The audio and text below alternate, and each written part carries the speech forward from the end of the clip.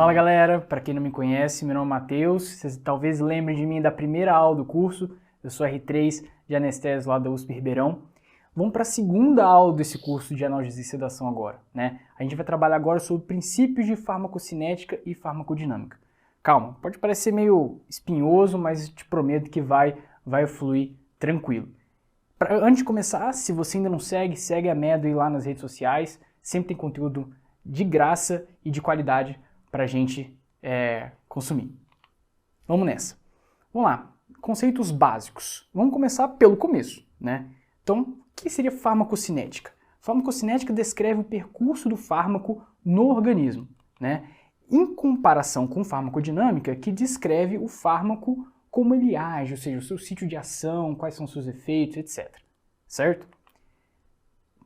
Calma. Essa imagem é uma imagem muito bacana, muito importante. Por quê?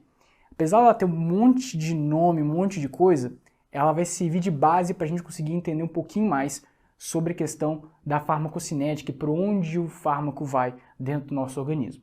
A gente começa falando sobre farmacocinética abordando o modelo tricompartimental, que é mais utilizado na prática clínica, certo?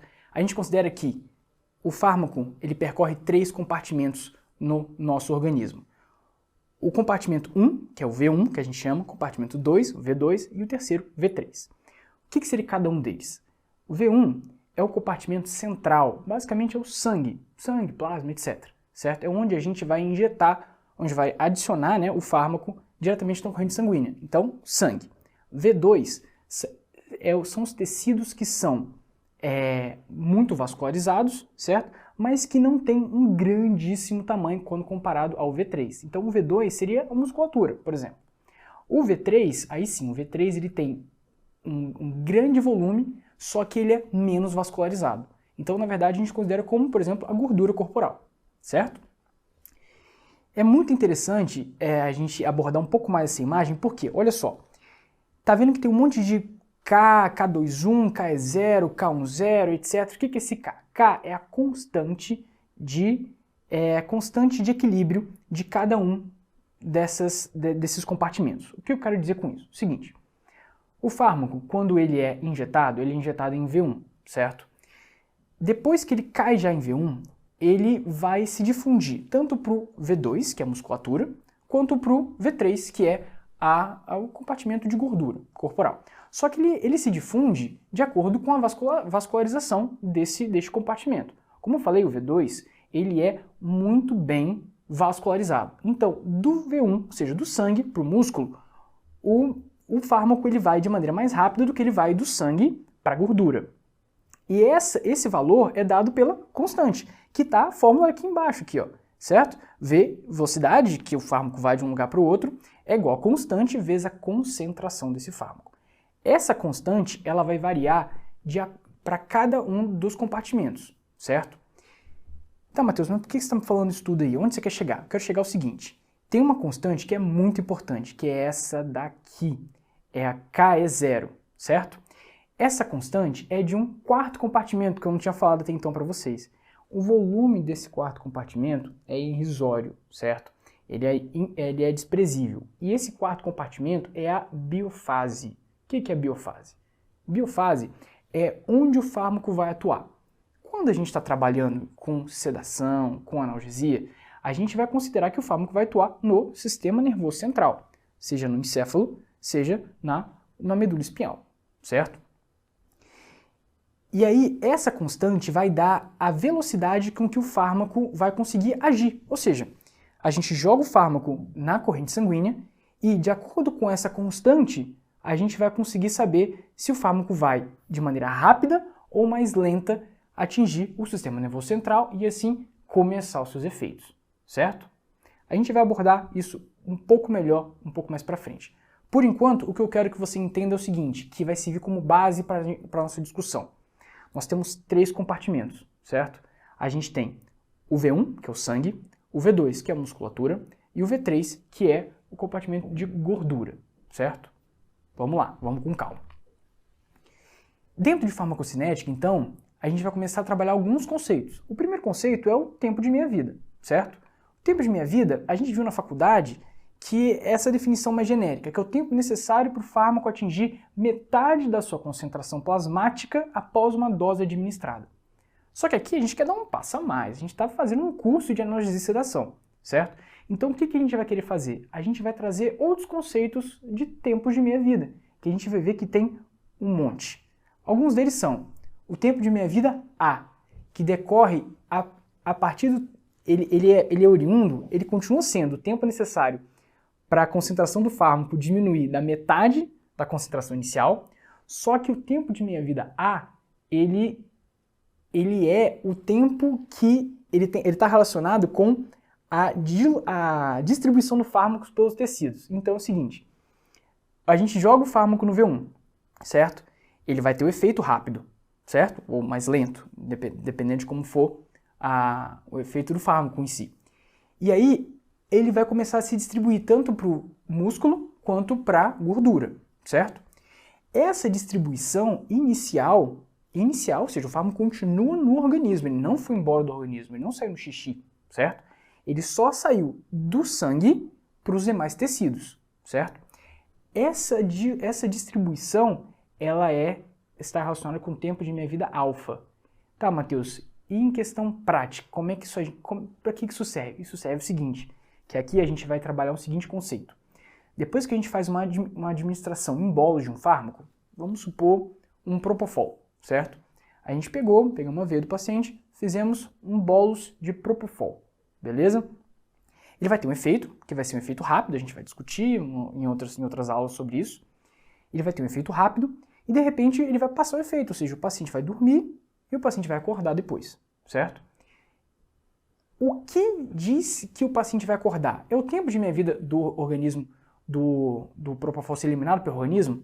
Não, é justamente o tempo de meia-vida alfa, ou seja, o tempo que o fármaco vai chegar, vai atingir a concentração no sistema nervoso central, ou seja, na biofase, certo? E o tempo depois que ele vai começar a diminuir a concentração dele no sangue, porque ele está se difundindo para os outros tecidos. E aí ele diminui também do sistema nervoso central. Aí o paciente acorda, mas o paciente ainda está com o Propofol no sangue, no organismo, certo? Esse é o tempo de meia-vida A. Qual outro tempo que a gente vai discutir? Tempo de meia-vida beta. Esse sim é o tempo que decorre a partir da eliminação do fármaco do organismo como um todo, certo? Então, no A, o fármaco só mudou de compartimento, ele estava no sangue, foi para o músculo, foi para a gordura, e no B, agora sim, ele foi eliminado, ou seja, foi eliminado pela urina, foi eliminado via respiratória, certo? Pelo suor, entendeu? Ele saiu do organismo. Isso aí tem a ver com o eventual efeito residual do fármaco. Quando o fármaco for embora, aí não tem como ele fazer efeito, porque ele já não está mais no organismo. Beleza? Começando por aí. Tempo de meia-vida K0, ou também a gente chama de T-meio K0. Vamos dar uma olhada. É o tempo para ver o equilíbrio de 50% da concentração plasmática do fármaco com a biofase. Ou seja, agora a gente está vendo o seguinte. Lembra que a gente tinha um quarto compartimento, que eu falei que tinha um volume desprezível, mas que era um compartimento importante, porque é o compartimento que vai demonstrar o efeito do fármaco, certo? O T-meio K0, ele está relacionado a isso, certo? Com a distribuição com equilíbrio do sangue para a biofase, beleza? Olha aqui onde ele está. Ele está aqui, relacionado intimamente com essa constante. Então, quanto maior for essa constante, certo? Ou seja, quanto maior for o K0, mais rápido o fármaco vai sair de V1, aqui, para o sistema nervoso central, para a biofase. Beleza? Então, o T-meio K0 diz que quanto menor ele for, mais rápido será o início e o pico de ação do fármaco. Porque o T-meio é o tempo que gasta para equilibrar. Se o tempo que gasta é pequeno, mais rápido equilibra, obviamente, certo? E aí sim, mais rápido será a ação do fármaco. Isso tem a ver, de novo, muito próximo com o tempo de meia-vida alfa. Podemos dizer o seguinte, que o T-meio K0 é o tempo que se gasta para conseguir o fármaco iniciar o efeito e atingir o pico do seu efeito. E o tempo de meia-vida A, ou alfa, ele vai ser o contrário, vai ser o quanto tempo o fármaco vai começar a perder o efeito. na maior parte das vezes, certo? Pois bem. Aí a gente para, respira agora, a gente pensa o seguinte, tem mais tempo de minha vida? Tem, e esse é o último, prometo. Só que além desse ser o último, ele é muito importante, porque ele vai ser o mais importante em infusões contínuas de fármacos. E esse é um conceito que a gente não vê na faculdade, certo? Que é o seguinte, é o tempo de meia-vida contexto sensível. Ele nada tem a ver com aqueles tempos que a gente discutiu anteriormente. Não vai ter a ver. O que ele vai ser agora? Ele vai ser o seguinte, a definição é o tempo decorrido para que a concentração plasmática do fármaco diminua até metade do seu valor após o término de uma infusão contínua. Ou seja, agora a gente para, respira e vê o seguinte. Antes a gente estava trabalhando com bolos, certo? Fizemos bolos, aí o fármaco vai subir o nível sérico, vai ser redistribuído, tempo de meia-vida alfa, certo? Depois ele volta, começa a ser excretado, beleza? É o tempo de meia-vida beta. Aqui é o seguinte, temos uma infusão contínua do fármaco, temos infusão contínua mantida. De repente, eu paro essa infusão. E quando eu paro essa infusão, quanto tempo agora ele vai atingir a metade da concentração? Aí você poderia falar, ué, Matheus, não é a mesma coisa? Não é a mesma coisa, certo? É impossível conhecer o tempo de meia-vida contexto sensível a partir só do tempo de meia-vida de eliminação do fármaco que a gente tinha discutido lá na frente, certo? E olha só essa tabela. Essa tabela é muito importante para a gente trabalhar as infusões contínuas dos fármacos, que a gente vai discutir nas próximas aulas, certo? Dá uma olhada na curva do fentanil. Repara só que aqui nesse eixo a gente vai ter o tempo de meia-vida contexto sensível em minutos. Então a gente tem 50, 100, 150 minutos até 200 minutos. E aqui é o tempo de infusão, a duração da infusão. Olha só, então a gente vai ter uma infusão de 1 hora, de 2 horas, de 3 horas, de 4 horas de infusão e assim por diante, certo? O que a gente vai ver aqui como é que a gente faz para entender esse gráfico? É o seguinte, foca na do fentanil. O do fentanil, se a gente infundir o fentanil de maneira contínua durante 1 hora, a gente vai ter uma concentração, um tempo de meia-vida para ele baixar, um tempo de meia-vida dele pequenininho, certo? Beleza? Aqui, 1 hora o fentanil, aqui o tempo de meia-vida. Beleza? Ok. Só que se a gente fizer uma infusão contínua de fentanil de 4 horas, digamos assim, a gente olha a infusão do fentanil aqui, tempo de meia-vida de 4 horas, se a gente sobe, achamos a curva do fentanil, jogamos a curva aqui para o tempo de meia-vida, de repente o tempo de meia-vida dele aumentou, foi lá para quase 150 minutos, certo? O que eu quero dizer com isso? Que a farmacocinética do fármaco numa infusão contínua é diferente do farmacocinética do bolos. Então quando você vê lá assim, o propofol ou o fentanil, vamos supor, o fentanil que a gente trabalhou agora, o fentanil, ele tem um tempo de ação X, certo? Isso é o tempo de ação em bolos. Quando a gente faz uma infusão contínua, e quanto maior a infusão, mais demorado vai ser para passar o efeito dele, porque ele vai realmente se acumulando no organismo, entendeu?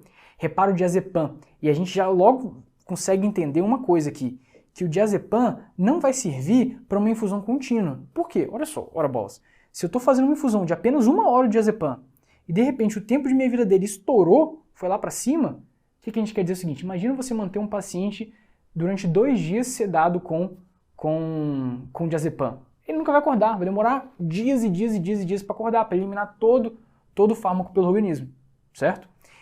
Essa é a importância desse conceito de tempo de meia-vida contexto sensível. Beleza? Fechou um pouquinho? Maravilha. A gente já falou agora o tempo que ele gasta para ir embora, e agora a gente vai falar um pouquinho do tempo de como ele vai embora, ou seja, a depuração do fármaco. A primeira pergunta que você tem que fazer é se ele é metabolizado ou não. Por que isso? Porque é o seguinte, alguns fármacos eles podem sair do organismo de maneira íntegra, ou seja, eles não sofrem nenhum tipo de metabolismo e são eliminados de maneira integral pela urina, ou pelo suor, por onde for, certo? Alguns deles passam por biotransformação. Essa biotransformação pode ser no fígado, no plasma, rins, pulmões e até no trato gastrointestinal também, certo? Beleza. Sobre biotransformação, a gente já viu que existem algumas etapas dessa biotransformação. E a importância dela é que eles podem produzir substâncias ativas. Isso é interessante, porque poderia falar assim, olha, a morfina é metabolizada no fígado, certo? Só que a morfina pode produzir substâncias ativas ainda, ou seja, ela não está mais no organismo, mas as substâncias que derivaram dela ainda têm potencial, certo? De promover analgesia ou etc, que seja. Entendeu? Ou seja, aqui é interessante porque conhecendo a necessidade ou não de serem biotransformadas antes de eliminar, a gente vê que algumas insuficiências, por exemplo, insuficiência hepática, insuficiência renal, pode aumentar o tempo de ação desses fármacos, certo? E quais são essas biotransformações? A gente divide em reação de fase 1, que vai ser oxidação, redução ou hidrólise, que serve para preparar o fármaco, essa molécula, para a reação de fase 2, que vai ser a conjugação com alguma outra substância, para, enfim, serem eliminadas. Por aquelas vias que eu já te falei, que é via urinária, via do trato gastrointestinal, suor, pulmão, etc. Certo? É isso aqui.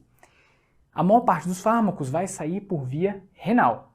Outras são essas aí, bile, sudorese e até o leite materno. Beleza? Respira, calma. Vamos passar agora um passo aí adiante, que vai ser, vamos discutir sobre a farmacodinâmica. Relembrando, farmacodinâmica agora, a gente não vai falar mais do caminho que o fármaco percorre no organismo. Então, assim, a farmacocinética que a gente falou do fármaco cair no sangue, ir para a biofase, né, que é o sistema nervoso central, ou ir para o músculo e ir para a gordura, aqui agora a gente não vai falar, a gente quer saber o seguinte, tá, como exatamente esse fármaco vai agir no sistema nervoso central, o que ele faz, como ele funciona, certo? E não tem como falar de farmacodinâmica sem a gente abordar os receptores presentes, né, no nosso sistema nervoso central. E a gente vai ter alguns receptores, que são os opioides, e a gente pode dar alguns exemplos, que são o Mi, o Kappa e o Delta, são 3 receptores opioides distintos. Os receptores GABA, que vai ser foco de ação de Propofol, de Midazolam, etc., tiopental. Os receptores NMDA, que são antagonizados, a gente vai ver lá na frente, pela ketamina, sulfato de magnésio também, certo? Os alfa-2 adrenérgicos, que a gente vai ver também objetivo de ação da dexmedetomidina, que é o Precedex, e da clonidina, que são primos, certo?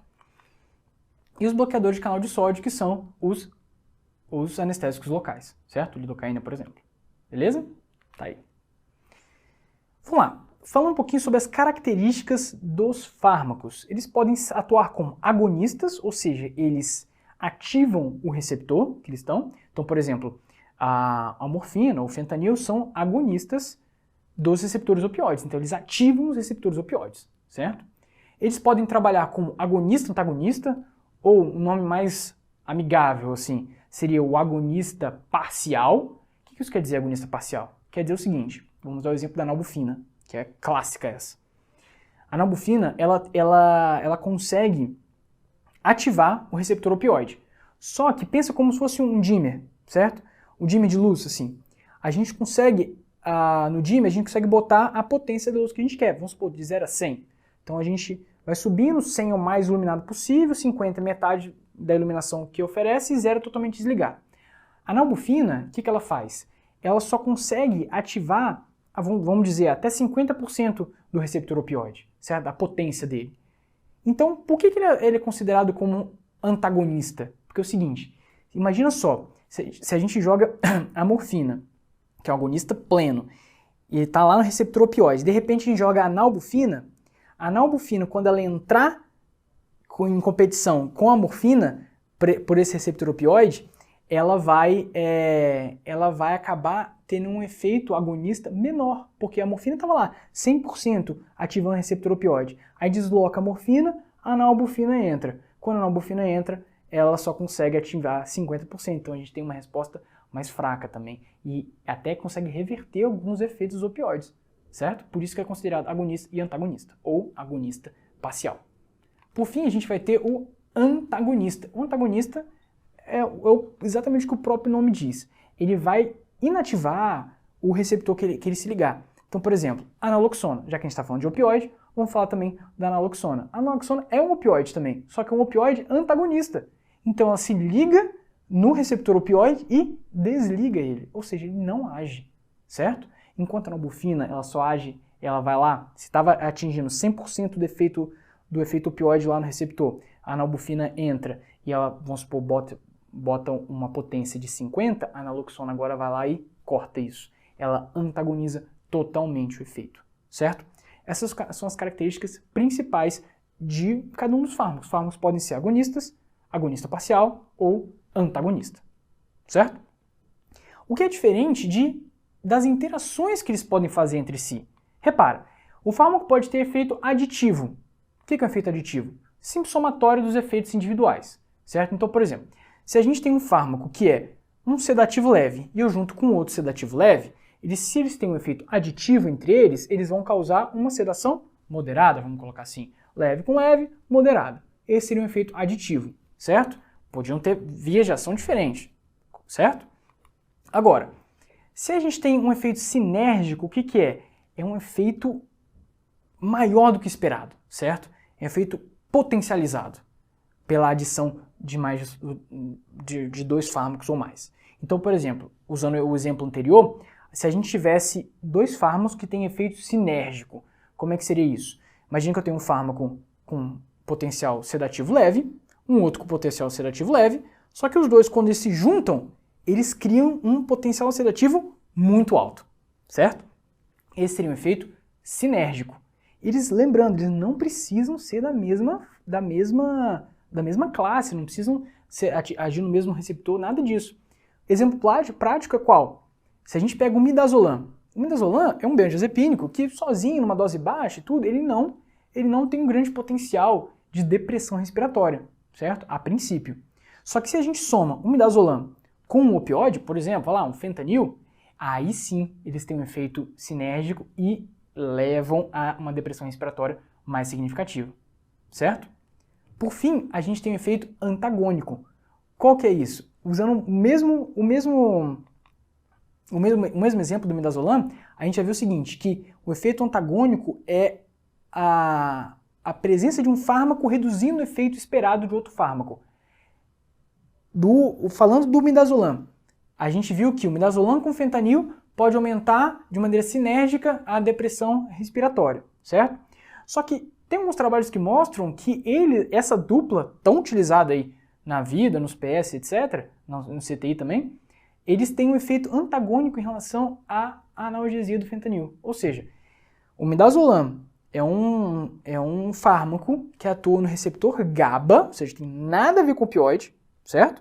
O fentanil é um fármaco opioide, beleza? Só que tem algumas evidências aí que mostram que quando a gente adiciona os dois, o midazolam tira um pouco da potência analgésica do fentanil.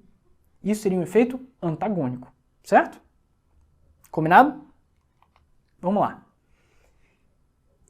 Essa é a conclusão mais ou menos da aula que a gente queria falar.